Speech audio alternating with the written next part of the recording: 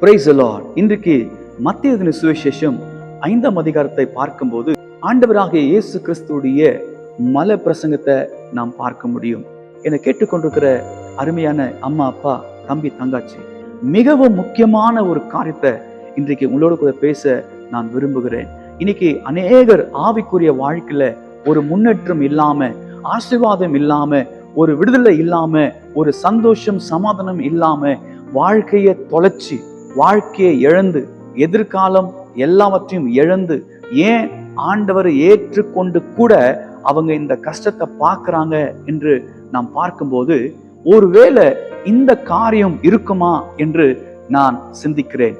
ஆண்டுடைய வருகை இருக்கிற இந்த கடைசி நாட்கள்ல நாம் இதை தயவு செஞ்சு கொஞ்சம் யோசித்து பார்க்க வேண்டும். நான் உங்களுக்கு அந்த வசனத்தை படித்து காண்பிக்கிறேன். இந்த வசனம் பழைய ஏற்பாடு இல்ல, இது புதிய ஏற்பாட்டுல ஆண்டவர் எழுதி வைத்திருக்கிற ஒரு சத்தியம். பாருங்க, therefore if you bring your gift offering to the altar and there remember that your brother has something against you, verse 24, leave your gift there before the altar and go your way. First be reconciled to your brother and then come and offer your gift or offering.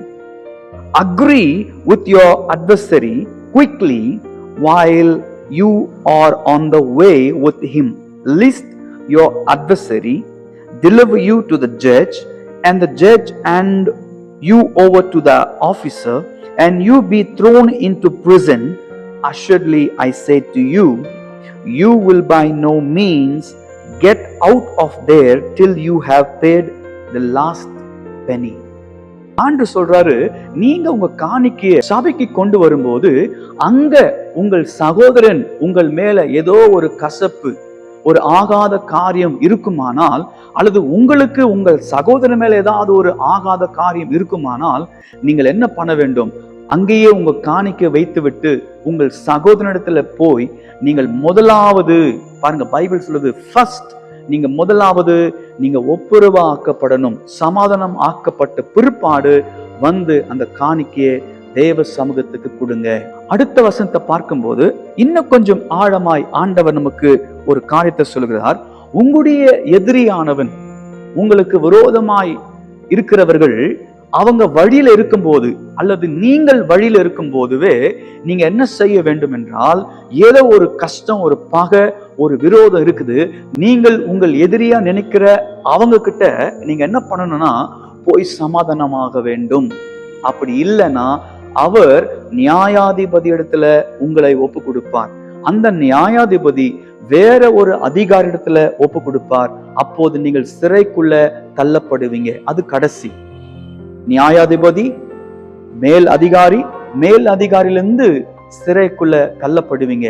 ஆண்டவர் ரொம்ப அழகா சொல்றாரு, நீங்க இந்த சிறைச்சாலைக்குள்ள போன பிற்பாடு நீங்க என்ன கட்ட வேண்டுமோ ஒரு மிகப்பெரிய தொகை, அது கட்டின பிற்பாடுதான், பெனால்டி கட்டின பிற்பாடுதான் நீங்க அதுல இருந்து வெளியே வர முடியும். அப்படி இல்லைன்னா உங்களால வரவே முடியாது. நான் யோசிக்கிறேன், இன்னைக்கு அநேக ஆவிக்குரிய வாழ்க்கையில தேவனை ஏற்றுக்கொண்டிருக்கிற பிள்ளைங்களுடைய குடும்பத்துல வாழ்க்கையில ஏன் ஒரு சில பகுதிகள் மாறல?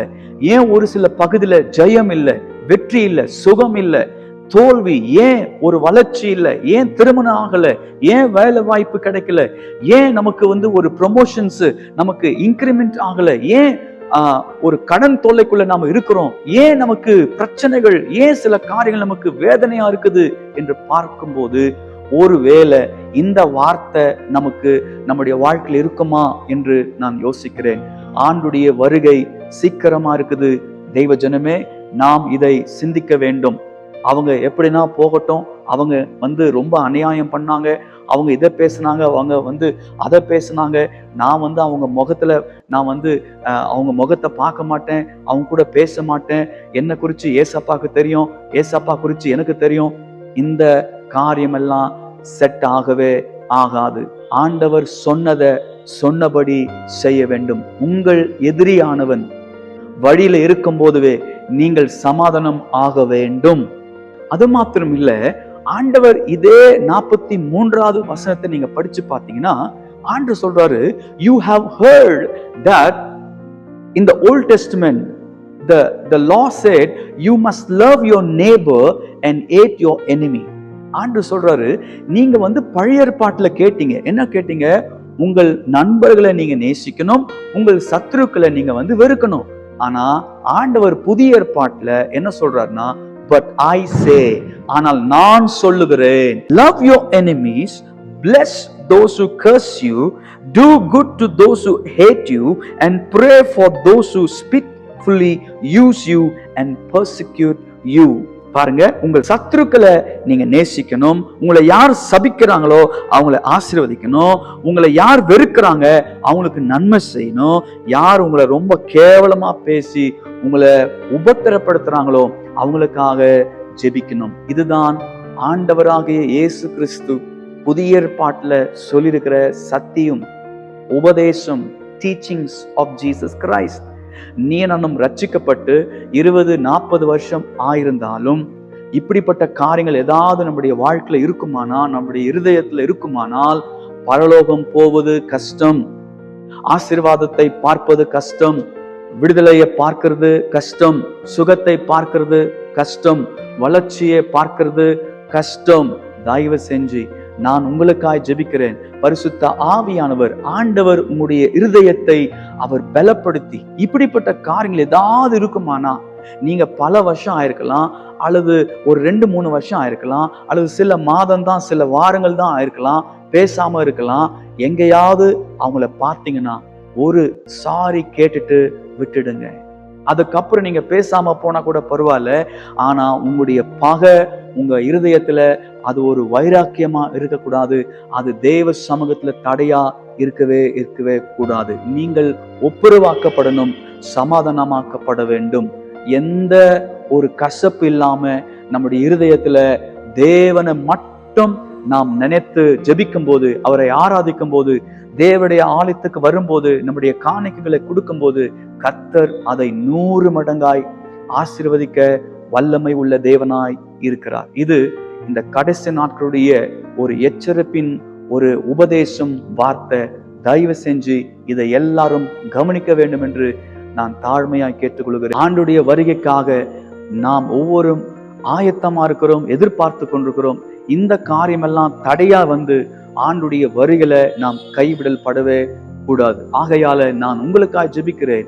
முடிஞ்ச அளவுக்கு இயேசு சொல்லியிருக்கிற அந்த உபதேசத்துக்குள்ள நாம் வர வேண்டும். இதெல்லாம் ஆண்டுடைய டீச்சிங்ஸ், ஏசப்பாவுடைய டீச்சிங்ஸ். இதை நம்ம ஃபாலோ பண்ணணும். ஆமென். சோ நான் விசுவாசிக்கிறேன், கண்டிப்பா இதை நீங்க செய்வீங்க. ஆவியானவர் உங்களுக்கு உதவி செய்வார். நீங்க இதை செஞ்ச பிற்பாடு உங்களுடைய வாழ்க்கையில, உங்களுடைய குடும்பத்துல அநேக மாற்றுதலை நீங்க பார்க்க போறீங்க. ஆமென். இருதயத்தை கர்த்தர் பலப்படுத்தி இப்படிப்பட்ட காரியங்கள் இருக்குமானால் அதை நீங்கள் அவைகளிலிருந்து வெளியே வர தேவன் உங்களுக்கு உதவி செய்யட்டும். God bless you. God bless you.